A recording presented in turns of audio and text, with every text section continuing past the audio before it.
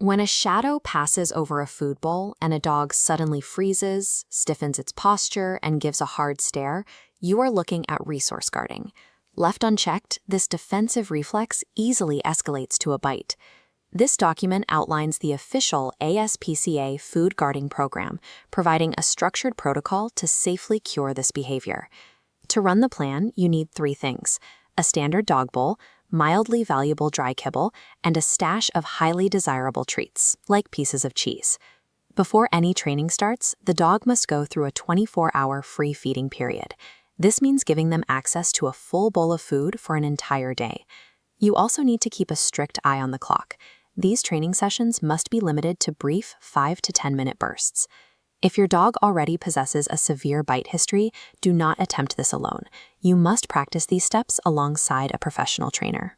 By allowing free access to food and keeping sessions short, you remove panic about starvation. You establish a controlled, non-restrictive environment that serves as a safe baseline to rewrite how they respond to humans around their meals. Step 1 is the approach and drop. Place a handful of mild kibble in the bowl. Calmly walk past the dog while they eat, drop a high-value treat directly into the bowl, and keep walking without stopping. Keep your own emotions in check during this process. Dogs have the mentality of a human toddler. If you are frustrated or angry, they will not respond well, and the training will stall. After 5 to 7 successful repetitions where the dog stays relaxed, you increase the difficulty. Step 2 is the head lift. As you approach, wait for the dog to pause eating, lift their head, and make calm visual contact with you before you drop the treat. These early, repetitive steps break the dog's hyper-focus on the bowl. You are actively teaching them that a human walking toward their food means the arrival of superior resources. Step 3 is the bend. Approach the bowl and mimic the motion of bending down to pick it up. Drop the high-value treat and then retreat. Watch carefully for any hard stares or stiffening. If the dog tenses up, you bent down too far. You must back up a step and practice with a shallower bend until they remain completely relaxed. Once the bend is comfortable, move to step 4, the trade. Here, you transition from passively tossing treats to actively exchanging goods with the dog. To execute the trade, present a piece of cheese to draw the dog's attention away from a boring toy or their food bowl. As you offer the better item, say the word trade in a calm voice. While the dog is actively distracted by nibbling the cheese from your hand, smoothly use your other hand to pick up the bowl or toy. This chart illustrates a psychological trap you must avoid: poisoning of cues. If you say trade and take the food bowl without providing a superior reward, the dog associates your command with losing their food. They view you negatively and permanently stop responding. The dog has to trust the system. They need to know that leaving their bowl is consistently a winning transaction for them. Mastering the trade takes the physical act of removing a food bowl and turns it from a confrontational theft into a cooperative, mutually beneficial exchange. To solidify the training, start feeding 1/2 of the dog's daily meals out of a food dispensing puzzle toy, like a Buster Cube. While the dog interacts with the puzzle toy, practice the approach and trade games. This keeps them mentally engaged and reinforces your core training under new conditions. You also need to generalize the behavior across different environments.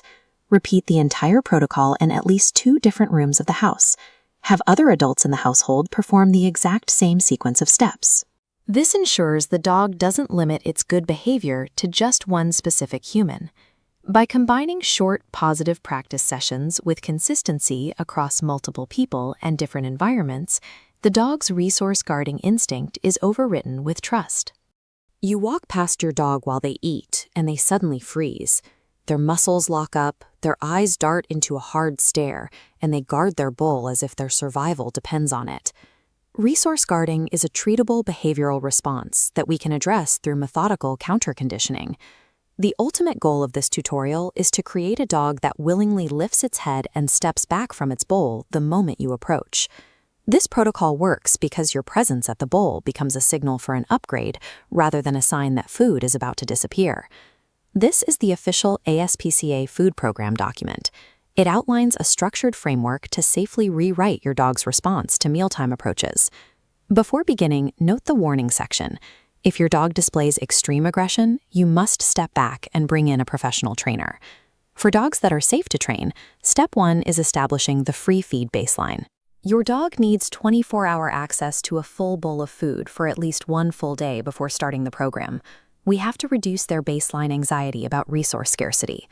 You will also need the right tools: a leash for early control, mildly valuable kibble for their bowl, and highly desirable treats like cheese to keep in your pocket. The final requirement is your own mindset. If you are frustrated or in a bad mood, abort the training session. Dogs read human tension perfectly, and projecting frustration destroys the trust you are trying to build. Step 1 is the drive-by drop.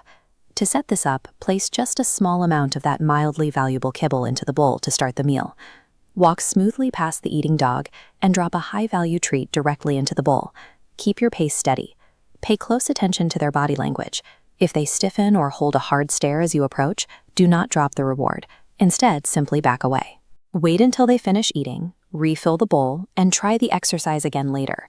You want to capture a relaxed posture. Remember to keep mealtimes low energy. Do not hype your dog up for dinner. A riled-up dog can quickly tip from excitement into anxiety. The drive-by drop succeeds because it deposits extreme value directly into the dog's environment without applying any lingering physical pressure.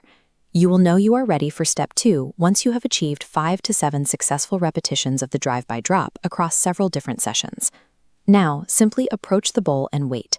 The moment your dog voluntarily lifts their head away from the food, even just a tiny bit, call their name, praise them, and drop the high-value treat. Keep these sessions brief.